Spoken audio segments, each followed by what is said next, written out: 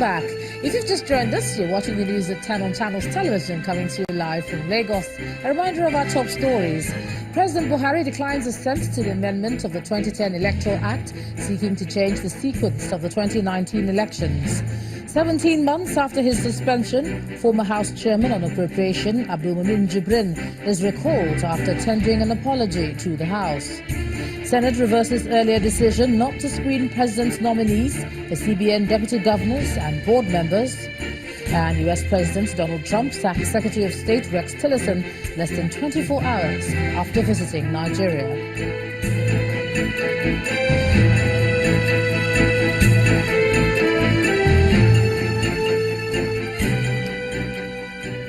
Just to remind you that channelstv.com has more information for you, and on youtube.com/channelsweb you can watch our videos. You can also watch us on your mobile device via your browser or download the Channels TV app for Android, iOS and Windows devices from their respective stores. Besides giving you access to news and updates on the go, the Channels TV and Channels 24 app has an eyewitness feature which you can use to share the pictures, videos or news of happenings around you. Just install the app, then tap and swipe to reveal the menu, and then follow the instructions. Now, here are some of the pictures that were sent into our portal. Let's share them with you, beginning with this one of a refuse dump in the Okota area of Lagos State. Our eyewitness reporter says the waste has become a problem in the area and the stench is horrible. He wants the cleaning agency to help clear it up. Next is this image from Charity Bus Stop in Oshodi area of Lagos State, showing a fallen truck. Our eyewitness reporter alleges the truck fell off the road owing to the driver's negligence.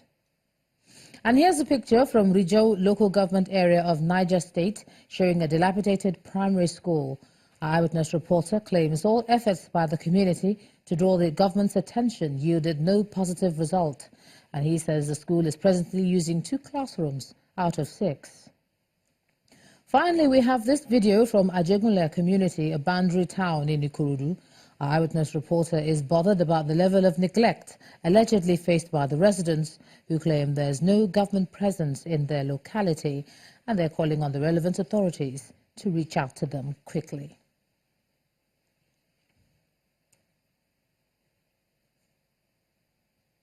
To keep all your pictures coming in, thanks for the ones that you sent in. Residents of Dundu community in Kwal district of Bassa local government area of Plateau State are fleeing their homes following another deadly attack on their community by suspected herdsmen. At least 25 people were killed in the attack, which was carried out on Monday night, just 3 days after 4 people were killed in Laka, another community in Kwal. Channels Television's correspondent reports that all those killed include 19 men, 3 women and 3 children. The residents of Dundu village in Plateau State are leaving their homes, not on vacation, but for fear of attacks. The same kind of attacks that happened on Monday night, leaving 25 people, including women and children, dead. Expended shells are evidence of the carnage and a crime scene that has not yet been secured by any law enforcement authority, with the corpses of the victims in plain sight, covered with leaves.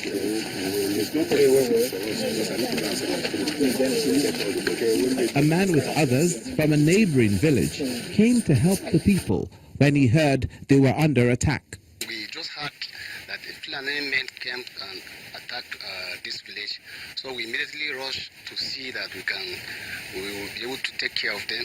But in fact, we are not able to catch any of them. And it's not the first time it's happened. More than 4 months now, no day that we stay without burying people. The Fulani people will come, attack us when our people are sleeping. They will just enter, or they go to the main road as you are seeing now. They come and lie down. When our people are coming from market, they ambush them, continue killing them. To add insult to injury, this attack happened just a few days after the visit of the president on condolence to Plateau State over the farmer-herdsmen clashes. And for the police, who are reported to have responded to the distress call by the villagers, they arrived too late. I want to inform members of the public that the attackers have adopted a guerrilla tactics where they will come in the night, hit and run away as fast as possible. And I want to also inform that these people that are carrying out this attack don't come in the daytime mostly. It's in the night and it's in hinterlands where there is no network. They come, do this thing, and before you know, they vanish. 25 more Nigerians have lost their lives to suspected herdsmen attacks in Plateau State. And for the people of Dundu village, as they continue to leave their homes, because for now, home is not where the heart is, but anywhere they can feel safe. Plateau seems to be the latest area under siege from suspected herdsmen attacks, as 2 incidents have occurred in quick succession. The latest has left 25 people dead. Our next report takes a look at the recent spate of attacks on the Plateau. Throughout Nigeria, we cannot effectively maintain peace without your cooperation. It's your duty, as I said, this is your permanent job. Please continue to do it in spite of the problems. Encouraging words from President Muhammadu Buhari to the governor of Plateau State and traditional rulers during his tour of troubled states in the northeast and north central. This was the 8th of March. However, a day before the president's visit, an attack was carried out in Bokos local government area, resulting in the death of 16 people. While the president was still in Plateau, an attack took place in Bassa local government. Here, 5 people were killed. Another attack was launched in Bassa local council the day after that in the same chiefdom. The lives of 4 children were snuffed out in the incident. 2 days later, another attack has taken place in Dundu local government area. Here, the death toll spiked to 25. All attacks have one thing in common. The suspects are alleged to be militia attached to herdsmen.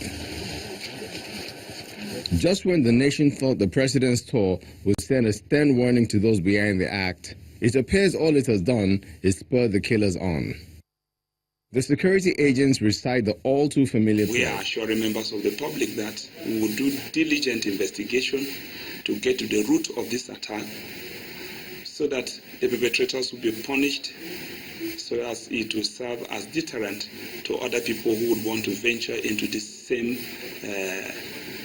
crime. The assurance of protection to people whose lives are under threat day after day appears to be waning, as all the wrong things are happening to them unabated. So what can the government do to make things right? If the answer were to come from all the victims, it will undoubtedly be to put a stop to this once and for all. Orolu Ashonibare, Channels Television News.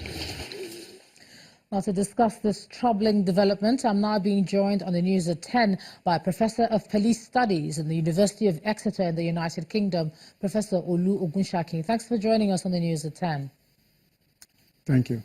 We appear to be running out of adjectives to qualify these attacks, and our thoughts and prayers are with the families affected by the overnight attack. But looking at the string of killings in Plateau coming just so soon after the president's visit, what do you think the security operatives are missing out? The issue for us is you look at the country that seems that we are failing at presently with our citizens. The job of the government is to secure the lives and properties of the citizen. But unfortunately, that seems not to be working out well. And I think the issue that we are facing right now is not just an issue whereby we are losing lives. We are losing hope and time. A lot of the people that have lost their lives will not come back. But unfortunately, what we fail to do is to take it seriously. We seem to be looking at tactics.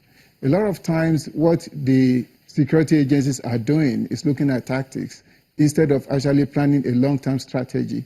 And when you have a temporary tactics, it doesn't really work because we keep deploying people to these areas and we keep removing them. And until we can actually get a stable, permanent solution to this, that is when lives can continue to be normal for those people. Yeah, but what are the people to do? Looking at this overnight attack with the death toll as high as 25, and then listening to the police officers in that particular report, saying, oh, they come in the evening, there's a trend, the people are vulnerable, and they vanish. What else are you supposed to do when you hear something like that? And what exactly would you advise the people like yourself to be doing? The solution for me is to sit back and look again critically at the issues on the ground. We have a lot of people, we look at the number of the police officers that are available to police that particular area, and we need to start deploying more. But unfortunately, the number of police officers we have is not enough presently, and the form of equipment they have is not really up to the job they're supposed to be doing. For instance, the police officer that we interviewed, you interviewed, was saying that they came at night and they moved, they vanished. But unfortunately, those officers, that the ones that are presently on the ground, are not even equipped with night goggles. They are not equipped with what you would require to police at night. And if you look at their own security for those police officers, if anything then happens to them, then it becomes another tragedy for their families. So the government needs to start looking at critically funding the police organization so they can do the job they are supposed to do. And as much as I'm not advocating for the police officers, but we have to realize that if you ask people to go and do a job, you need to equip them, because if you don't equip them, you only get what you pay for, unfortunately, and the lives of precious Nigerians are being lost, and we cannot sit here and continue to dish out blame, because the security agencies, I believe, are doing their best, but with what they've been given is not enough to actually carry out these jobs. Majority of these people are being deployed on special duties, as I was told, to these areas without proper accommodation, without proper equipment, and at the end of the day, they are the ones that are blamed. We need to focus on governance. What has happened in this case is the governance has failed, because the issue at hand is not something that the police on their own can do, because when you look at issues of peace, there are two areas. There's something we call positive peace. Positive peace is the peace that is longer. Then you look at negative peace. What we have now is we have negative peace that nothing is restored. You go there, you deploy people, and then once you deploy them, you move them out, then the trouble continues. What do you think it's going to take? We've lost 25 people, and these are human beings.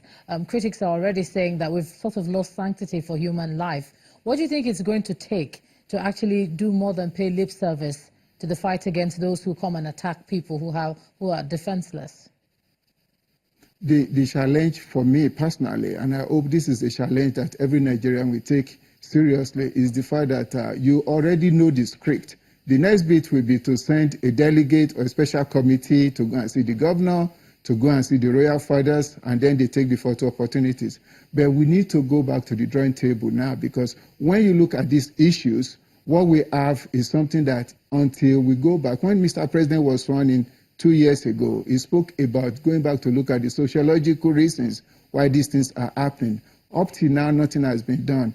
We're looking at people that you call it, you call this kind of issue, like they basically have structural violence. Structural violence is what happens when the institutions have failed the citizens, and the injustice is so prevalent in the land that you cannot really control them. And until something is done whereby people actually sit down with these individuals instead of going to meet the people that doesn't have control over their lives, to sit down with them to look at solutions, because as long as you keep sending police officers to go and do government's job, it's not going to work. The government has failed them, and you cannot then sit back and allow this to continue, because at the end of the day, the government will tell you that we're going to do this, we're going to do this. The people that have lost their life have gone forever. I bleed for them. I cry for those people. And at the end of the day, this thing can happen to any of us, because it's a country that we're looking at this issue now, and we're asking ourselves, are we actually living in a failing country? And the answer will be debatable, because these are the issues that a failing country goes through. All right, thank you so very much, Professor of Police Studies at University of Exeter, Olu Ogunshaki, for joining us on the News at 10 tonight. Thank you. And when the News at 10 returns, Governor Willie Obiano targets annual 600,000 metric tons of rice, although all year-round production in Anambra State. Do join us again.